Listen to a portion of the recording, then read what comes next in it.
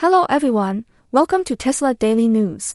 Today is June 15th, Saturday, and the following is the latest Tesla news. According to the Motley Fool, Elon Musk has just become the world's first trillionaire following the historic IPO of SpaceX, and this has important implications for Tesla shareholders. SpaceX priced its IPO at $135 a share and finished its first trading day above a $2 trillion valuation, instantly creating an enormous new pillar of Musk's wealth. After the listing, Musk's stake in SpaceX is worth more than $760 billion, which is now more than double the value of his Tesla holdings. In terms of control, he owns about 42% of SpaceX's equity but controls roughly 82% of its voting power through a dual-class share structure. That level of control is significantly higher than what he enjoys at Tesla. The article notes that, for years, buying Tesla stock was effectively the only way for public market investors to gain exposure to Musk's most ambitious projects in space and artificial intelligence. That has now changed. With SpaceX and its merged XAI business trading publicly, anyone can buy into Musk's AI and space vision directly, without having to own a car company. Tesla still owns a small stake in SpaceX, and SpaceX in turn is a customer of Tesla's Megapack grid-scale batteries and even Cybertrucks, so the companies are commercially linked. However, the center of gravity of Musk's wealth and borrowing power has clearly shifted towards SpaceX. For Tesla shareholders, this raises two core questions. First, how will Musk allocate his time and strategic focus between two massive public companies, each with multi-trillion-dollar ambitions? Second, how will Musk allocate capital and personal financial leverage, given that he can now borrow heavily against SpaceX instead of Tesla? A significant block of his SpaceX stock does not fully vest unless the company eventually builds a colony on Mars, but even unvested or restricted holdings can often be used as collateral. The practical result is that his liquidity and funding flexibility for future projects may now be more tied to SpaceX's valuation than Tesla's. The Motley Fool also stresses that Tesla's current fundamentals are not as strong as its valuation suggests. In the past year, Tesla logged its first annual revenue decline in company history, with revenue slipping around 3% in 2025. The first quarter of 2026 showed a partial rebound. Revenue grew 16% to roughly $22.4 billion, with deliveries around 358,000 vehicles. However, net income for that quarter was only about $477 million, which means the stock is trading at a price-to-earnings multiple near 370. That multiple only makes sense if Tesla transforms from a car manufacturer into a dominant autonomy and robotics platform. Musk himself underlined this thesis by saying on the latest earnings call that he believes Optimus, Tesla's humanoid robot, will become not only Tesla's biggest product ever but possibly the biggest product ever, period. In parallel, Tesla's management has guided capital expenditures of more than $25 billion this year, a major step up from previous years, largely aimed at factories and AI infrastructure. For investors, that means higher execution risk and higher volatility. If autonomy, robotaxis, and humanoid robots succeed, the upside could be enormous, but if they stall, today's valuation would look very stretched. Finally, the article emphasizes that Musk's new trillionaire status does not directly change how many cars Tesla sells, how quickly full self-driving improves, or whether robotaxis and Optimus scale profitably. What it does change is the competitive landscape for investor capital and for Musk's own attention. Investors now have a clean way to own his space and AI story via SpaceX, while Tesla increasingly trades as a leveraged bet on his autonomy and robotics vision.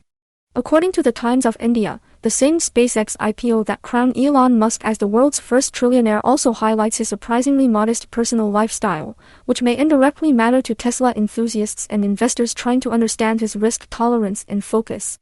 The report notes that despite overseeing multiple companies worth trillions in aggregate, Musk spends most of his time in a tiny prefabricated home near SpaceX's Starbase facility in Boca Chica, Texas. He has described this roughly $50,000 unit, built by Boxable, as his primary residence. The home is about 20 feet by 20 feet, totaling around 400 square feet, with a simple living area, bedroom, kitchen and bathroom. The article contrasts this with larger houses around Austin owned by corporations linked to Musk, but stresses that Musk personally tends to live and work in a very Spartan way. His biographer Walter Isaacson has previously described him sitting at a simple wood table in this small home, making phone calls and working late. Musk's mother, May Musk, recently shared her own observations, describing the house as extremely bare bones, with virtually no food in the fridge and even a limited number of towels. She framed this as consistent with Musk's habit of prioritizing work and mission over comfort, much like the period when he slept at Tesla's Fremont factory during the Model 3 production ramp. For Tesla investors, this lifestyle detail is not just gossip. It reinforces the picture of a CEO who is willing to endure personal discomfort and concentrate obsessively on operations when his companies are under pressure. With Tesla now committing over $25 billion to new factories and AI infrastructure, and with SpaceX undertaking equally capital-intensive projects like Starship and a future moon base, an unusually high tolerance for stress and austerity from the top may be a key factor in how both companies navigate the coming decade. According to another detailed analysis from the Motley Fool, rival electric vehicle maker Rivian has begun deliveries of its much-anticipated R2 fleet, a more affordable model aimed squarely at the mainstream market and, by extension, at Tesla's core territory. The Rivian R2 starts below $47,000, significantly cheaper than the company's earlier, more premium models, which generally began above $70,000.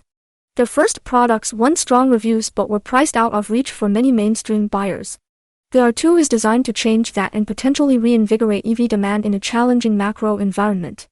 The broader EV market in the United States has cooled. The federal EV tax credit has been eliminated for many purchases, and consumer demand has softened. Several legacy automakers have paused, reduced, or canceled some of their EV programs. Against that backdrop, Rivian's R2 push is both risky and opportunistic. If the R2 gains traction, Rivian could capture incremental market share precisely as some competitors pull back. Combined, Tesla and China's BYD still account for about a quarter of all EVs sold worldwide, which underlines how far Rivian has to go before it can truly challenge Tesla at scale. Rivian's business is currently split into automotive operations and a software and services segment. The automotive side remains deeply loss-making, while software and services are already profitable. For the first quarter of 2026, Rivian reported total revenue of around $1.38 billion, up about 11% year-over-year. Yet the stock is still down roughly 20% for the year to date. From a Tesla investor's perspective, Rivian's R2 strategy matters for several reasons. First, it confirms that competition in the mid-priced EV segment is intensifying, even as some incumbents pull back. Tesla's own pricing strategy, especially for Model Y and its more affordable offerings, will need to anticipate and respond to this.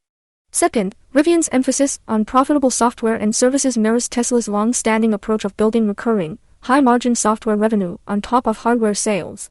If Rivian succeeds in making software a sustainable profit center, it could erode one of Tesla's perceived structural advantages. At the same time, the article's author is skeptical that Rivian can truly dethrone Tesla in the near term. Tesla's global scale, manufacturing experience, vertically integrated supply chain, and lead in autonomy and energy products create strong moats. Nonetheless, investors in Tesla should monitor Rivian's R2 adoption, user satisfaction, and software attach rates as forward indicators of competitive pressure in the key North American market. According to the Economic Times, a Reuters report outlines how Elon Musk's unconventional tactics around SpaceX fundraising and its IPO have shaped investor perceptions and governance risks, which indirectly matter for Tesla shareholders given Musk's central role at both companies. When SpaceX was private, investors often needed personal connections to obtain shares. Some used ties to Musk's relatives or Tesla board members to get access. Even then, they were required to visit SpaceX headquarters and effectively be interviewed by the company's finance leadership, including CFO Brett Johnson. These investors reported that they received only limited financial information, far less than is typical for large private placements. They were effectively told that Musk controls everything and that deep transparency would only be available to those committing very large sums. Despite these constraints, early investors have been rewarded handsomely as valuations soared from roughly $30 billion in 2018 to more than $1.5 trillion at IPO. The same pattern of Musk dictating terms has carried into the public listing process. Major underwriters such as Goldman Sachs and Morgan Stanley reportedly accepted mandates without knowing their exact fees.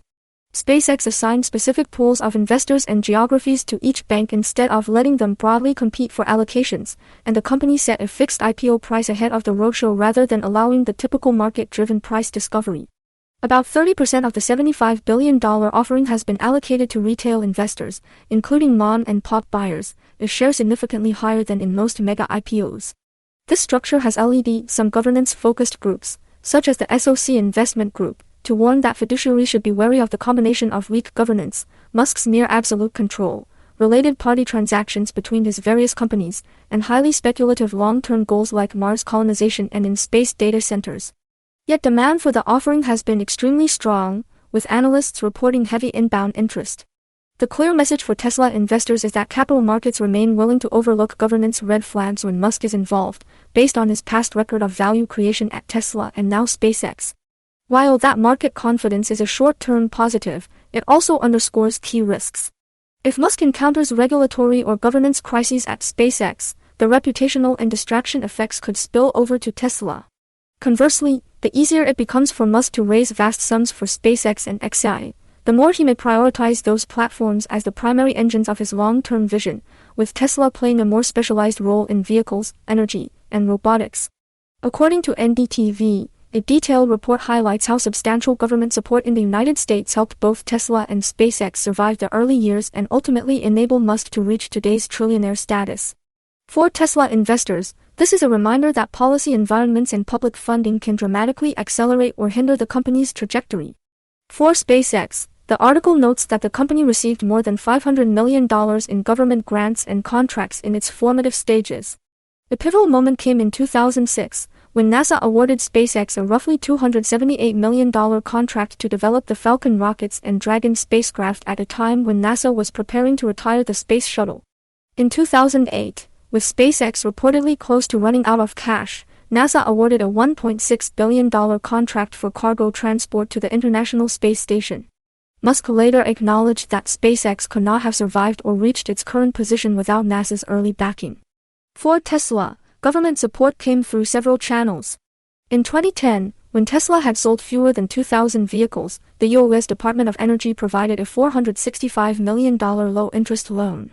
This funding was instrumental in developing the Model S, the company's first major commercial success and the car that established Tesla's brand.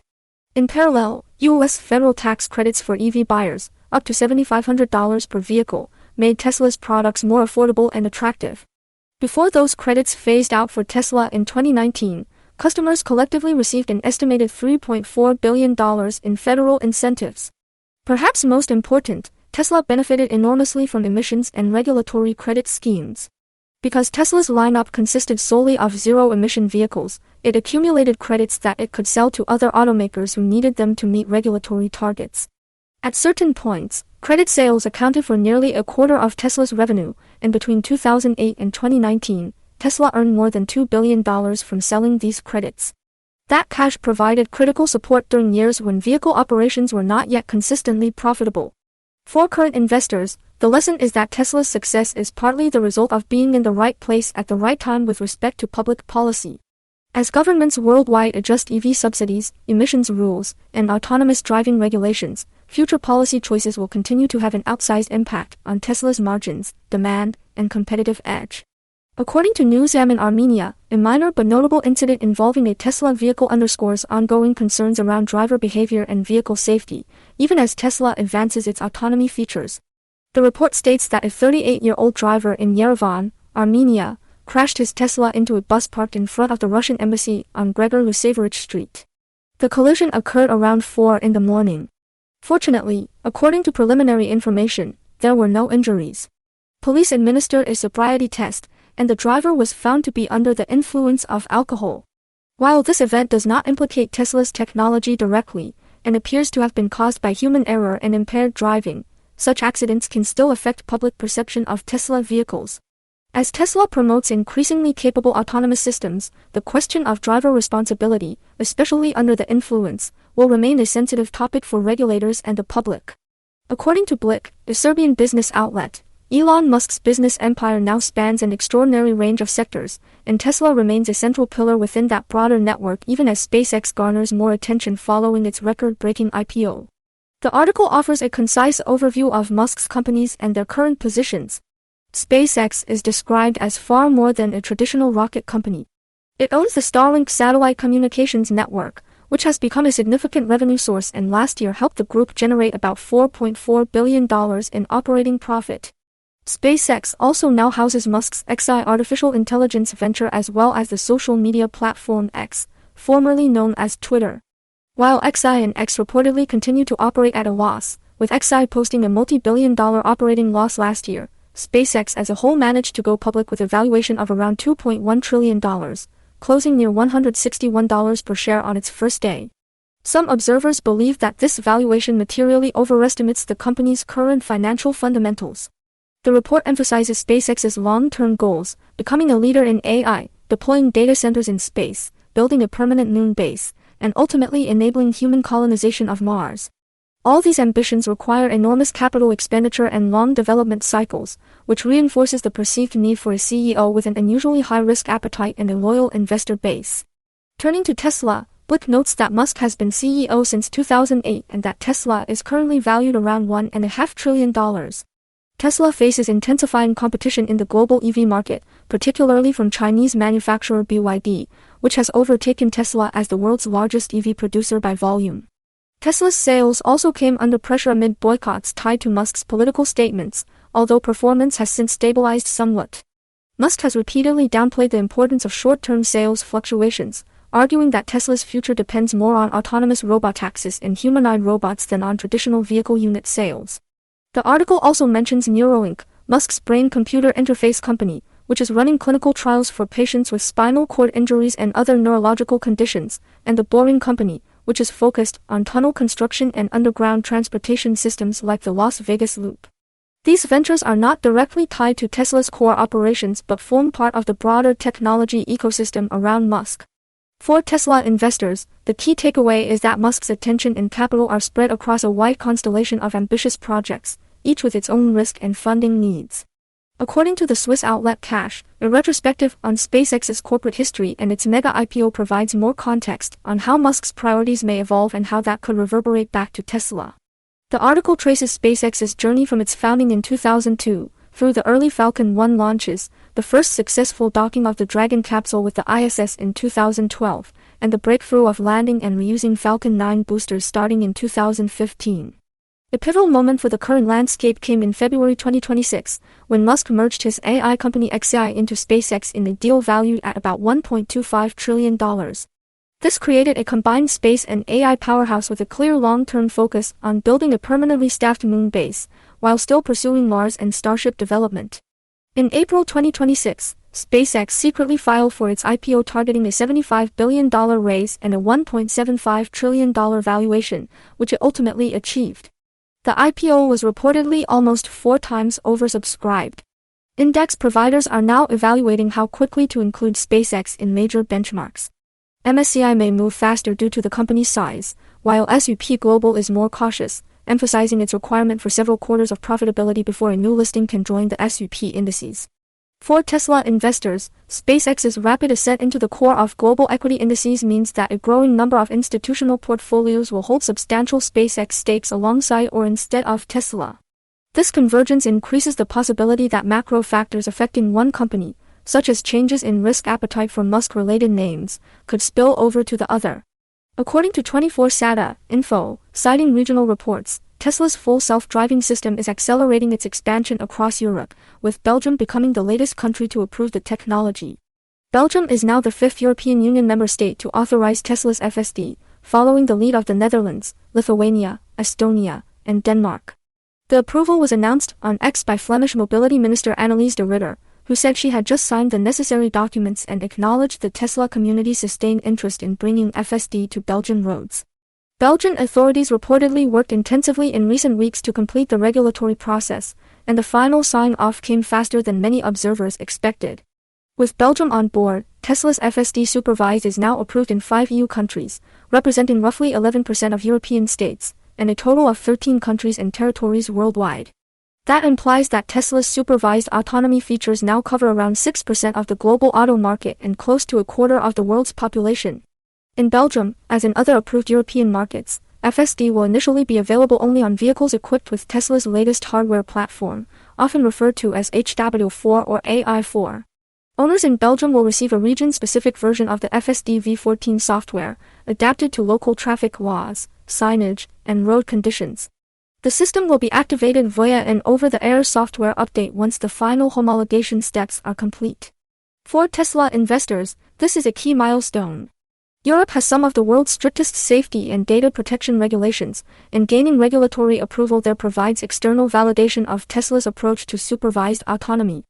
Every incremental market that green lights FSD not only expands Tesla's addressable software revenue base but also strengthens the case for Tesla as an AI and software company rather than just a car maker. If Tesla can continue to add new countries at the current pace, the share of its valuation supported by recurring software and autonomy revenue could grow substantially over the next several years. Thank you for listening to Tesla Daily News. If you find this podcast helpful, please subscribe and stay tuned for our next episode.